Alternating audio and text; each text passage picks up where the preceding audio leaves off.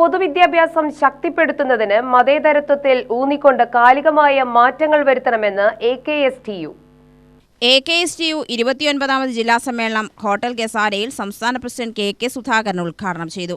നമ്മുടെ AKSTUവിന്റെ 29ാം സംസ്ഥാന സമ്മേളനത്തിന് മുന്നോടിയായി നടക്കുന്ന പാലക്കാട് ജില്ലാ സമ്മേളനം വളരെ സന്തോഷത്തോടുകൂടി ഉദ്ഘാടനം ചെയ്തതായി പ്രഖ്യാപിക്കുന്നു.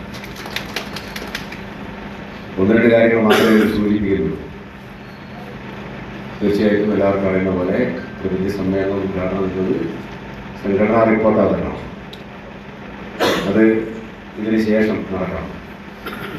നമ്മുടെ ഈ സമ്മേളനത്തിൻ്റെ ലൈഫ് ബ്ലഡാണ് അല്ലേ എന്ന് പറയുന്നത്, ജീവരക്തമാണ് റിപ്പോർട്ടുകൾ.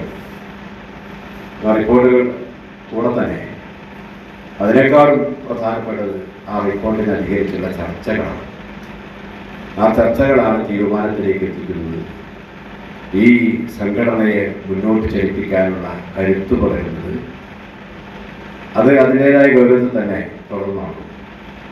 സംഘടന റിപ്പോർട്ട് ഈ സെഷൻ കഴിഞ്ഞാൽ ജില്ലാ പ്രസിഡന്റ് C. രണദിവെ യോഗത്തിൽ അധ്യക്ഷത വഹിച്ചു. ജില്ലാ സെക്രട്ടറി N. സതീഷ് മോൻ സ്വാഗതം ആശംസിച്ചു. സംസ്ഥാന സെക്രട്ടറി MN വിനോദ്, KGOF സംസ്ഥാന vice president MS Sreeja, MS Anilkumar, സംസ്ഥാന vice president S. Jyothi, C. Dinakaran, Unnikrishnapillai, KP Vasudevan, Lindo Vengassery എന്നിവർ പ്രസംഗിച്ചു. K. സുരേന്ദ്രൻ രക്തസാക്ഷി പ്രമേയവും KC ശുഭശ്രീ അനുശോചന പ്രമേയവും അവതരിപ്പിച്ചു.